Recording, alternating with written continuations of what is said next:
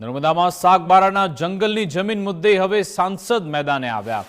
મનસુખભાઈ વસાવાએ ખોપી ગામની મુલાકાત લીધી। જંગલની જમીનના ખેડાણ મુદ્દે ખેડૂતો સાથે બેઠક યોજી। ખેડૂતોને જંગલ જમીન સંબંધિત કાયદા અંગે સમજ આપી।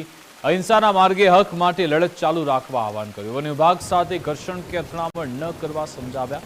આદિવાસીમાં ભાગલા પાડવાની વન વિભાગની નીતિ અયોગ્ય છે। સાગબારાના ખેડૂતો જમીન ખેડવા માટે જશે તેવું મનસુખ વસાવાએ કહ્યું। સુરત જિલ્લાના લોકો ખડે છે તો અમારા લોકો પણ ખેડશે।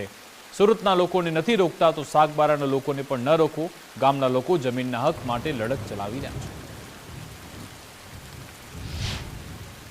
સાગબારા તાલુકાના ખોપી વિસ્તારના 12 જેટલા ગામો એ જ પ્રકારે આ ઉમરપાડાના ખેડૂતો પણ જંગલની જમીન આ ખેડે છે। આ બધું વાવેતર દેખાય છે। જો જંગલ ખાતાના લોકોએ પોલીસના અને એસઆરપીના સહકારથી સાગબારા તાલુકાનો જે ખેડૂતો ખેડતા હતા એમનું ખેડાણ અટકાયું છે ખોટી રીતે, તો પછી આ સુરત જિલ્લાવાળાનું પણ તો આદિવાસીમાં આ ભાગલાપાડાનો વન ખાતાની જે નીતિ છે એ બરોબર નથી। જો હમણાં મારું પાર્લામેન્ટ છે છતાં પણ અહીંયા મુલાકાત માટે આવ્યો।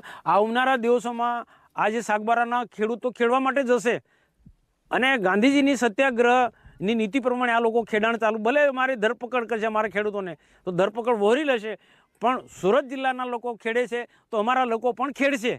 અમને પણ હું અપીલ કરું છું જંગલ ખાતા અમને અમારા ખેડૂતોને ના રોકશો। સુરત જિલ્લાવાળાને નથી રોકતા તો સાગબારા તાલુકાના લોકો પણ તમે નહીં રોકો। અને જો આ પ્રકારનું બેધારી નીતિ હશે જંગલ ખાતાની તો આવનારા દિવસોમાં એ આખું નેતૃત્વ હું જાતે લઈશ।